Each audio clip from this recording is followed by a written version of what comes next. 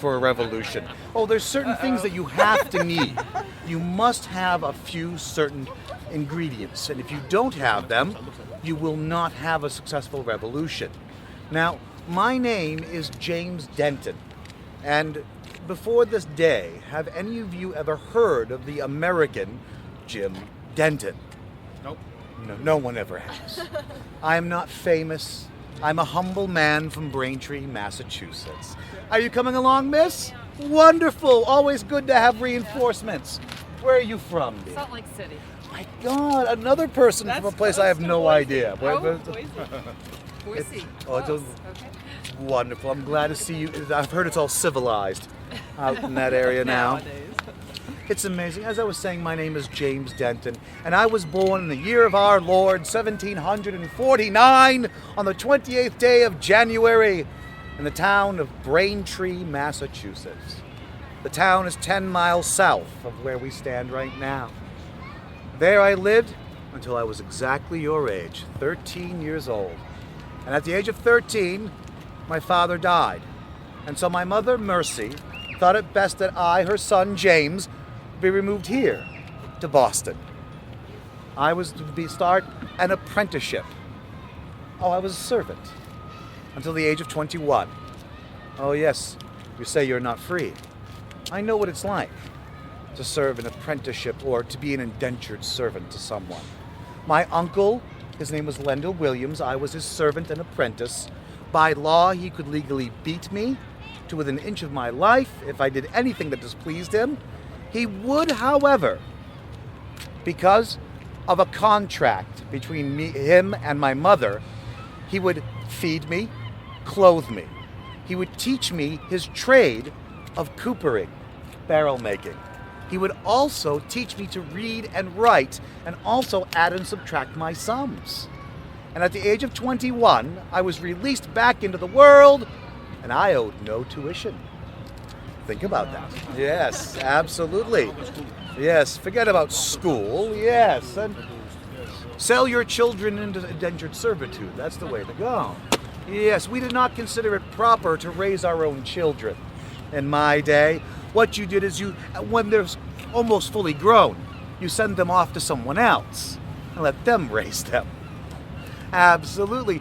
What the years I spent here in Boston were 1761 to 1770. That meant I lived here in Boston during the middle of a revolution. John Adams, the famous American, he would say that the American Revolution took place in the hearts and the minds of the people between 1761 and 1775. The war that followed was just an unfortunate necessity. And those are the years I'm going to focus on. How many of you have heard of the American colonies being taxed by British Parliament without their consent? Have you heard of that? Starting the general tax in 1765, known as the dreaded Stamp Act. And I was here in Boston when those taxes took effect, and I took part in the riots that followed. How many of you have heard of the Boston Massacre? I was there, standing on King Street and Pudding Lane, throwing debris at the King's men, and when those redcoats begun to fire, I run away, like most of the smart people. How many of you have heard of the Boston Tea Party? I wasn't there. No, I was living, again, back in my town of Braintree. But when I speak of my experience in this town, I'm not just making these things up. For how did my uncle teach me to read and write? He taught me to write letters to my mother. And 11 of those handwritten letters still exist in my hometown's historical society today. Any of you can go to Braintree, Massachusetts and read the letters that I wrote to my mother dear. And I explained about all of my life in Boston, which I'm going to explain to you today. Plus, I have to take it from the letters. My memory's not that good. Boston Common will be the beginning of our tour. This right here, look around you. This is the oldest public park in America. It was founded in 1634. That makes it the oldest public park in America. And you people from the old world are going, 1634, that's not old. I have a shed that's that old. But the thing is, the American colonies had not been founded for very long. The first people to settle here in Massachusetts were people known today as Pilgrims. They arrived in Plymouth, Massachusetts in 1620. 10 years later, in 1630, a group of people known as Puritans arrived here. And unfortunately, their idea to set up a new Eden, a new England, was spoiled. For this land was already occupied. For 500 years, this field we're standing in had been used by the local tribe of Indians to hunt and fish. Imagine hunting deer right where you're standing right now, and actually watching bear crawl through the undergrowth. It's amazing. And then in 1625, an Englishman arrived here and bought 800 acres, all the land you see around you, from the local Indians. His name was Reverend William Blackston. Mr. Blackston. What did he pay? What did he pay? According to his own words, 50 English pounds. That was it. 800 acres. The thing is, it was just his word, for he never produced a legal document, a legal deed to say this. He never signed one with the Indians. It was just, I own this all. Trust me. He actually made a one-room house on what is now top of Beacon Hill. And there, he lived for 5 years. He read the 300 books in his library, and he prayed as a member of the official Church of England, the Anglican Church. And then in 1630, his religious enemies arrived here, the Puritans. The Puritans felt that the Reverend's Church, the Church of England, was wicked and corrupt.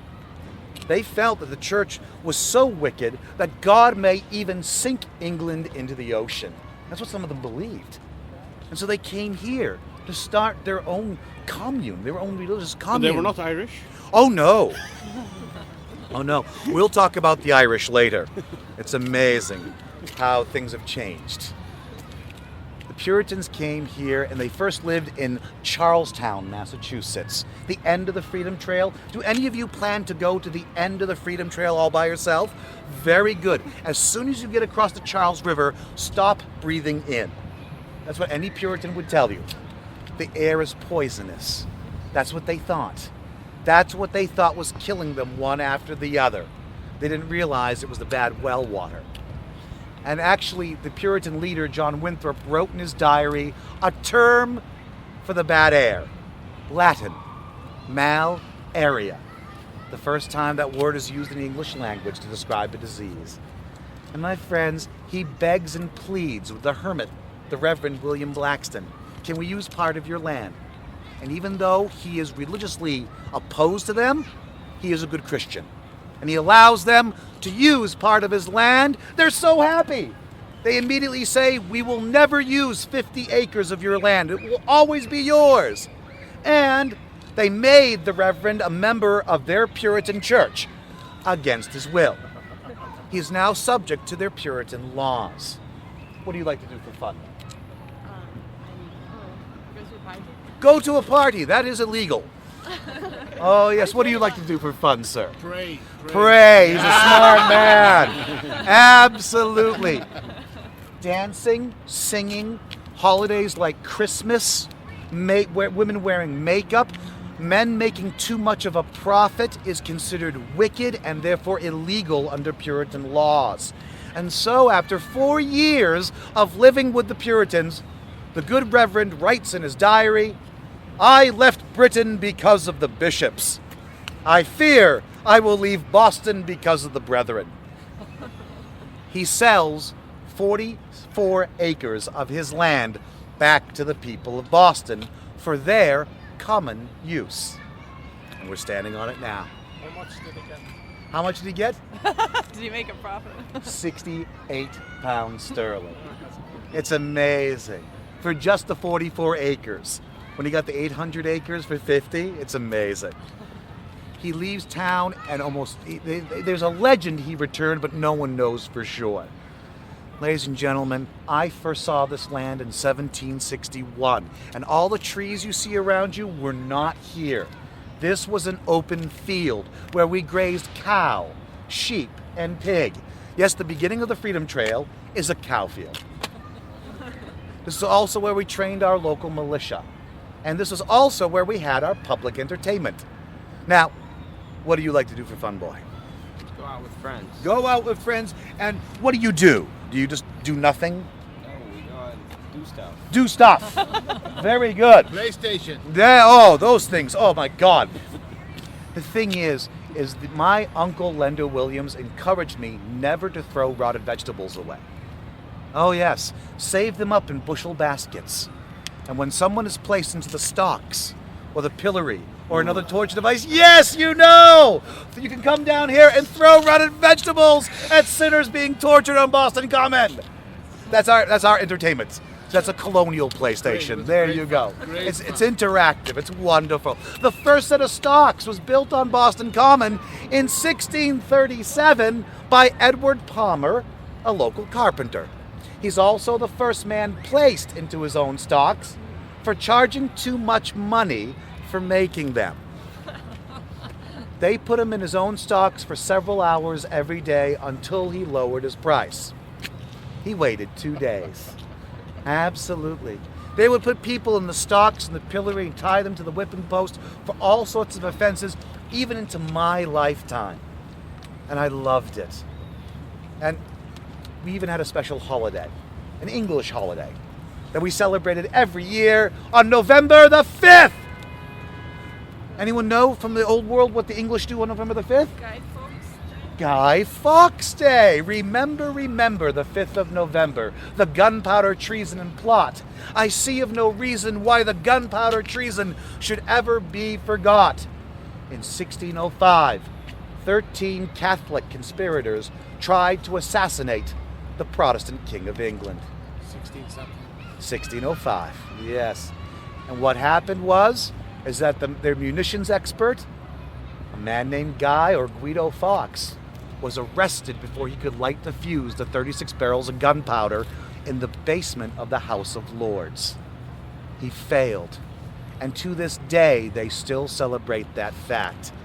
And when I was a boy, as good members of the English Empire, we had that holiday too. Every person took the day off.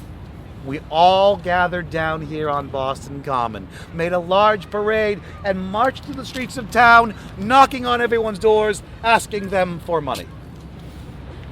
Now, at the end of the tour is fine. That's so good.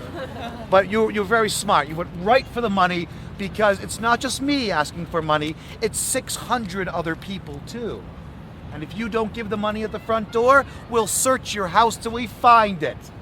Today, some people call that trick-or-treating. We're saving up the shillings for a massive feast at the end of the night to work up an appetite. The members of the South End of Boston, I was a South Ender, we meet our rival gang from the North End of town. We meet in the middle of Boston and beat the living tar out of one another! But you never thought I'd talk about beating each other up, did you? It's amazing. Ladies and gentlemen, what does any of this have to do with the Revolution? 1625. The Stamp Act is coming, and we hear that. Stamp. The Stamp Act. The first time that tax stamps will be affixed to many things that we buy from England. And we will be directly taxed, and it will go to the king. For the first time, the two gangs do not fight each other. They work together. 2,000 men strong to protest taxation. What year was that again? 1765. 1765. Ladies and gentlemen, the men who used to fight every Pope's Night, as it was called here, November the 5th, we became the ones that tarred and feathered taxmen. We were the ones that tore down the houses of royal government officials. And the most famous thing we ever did? We dumped tea in the Boston Harbor. As an Indian, yeah? That's Ah, what you did, right? yes. Some men were wearing their wives' underwear on their head as well. But the thing is, is that we went from being ruffians and bully boys, as we were known, within a decade to being known as the Sons of Liberty. I love propaganda. Ladies and gentlemen, I was truly a son of liberty and a bully boy, and I'm going to be your guide today. One of the men that helped guide the Sons of Liberty was the richest man in Boston, a famous man you may have heard of.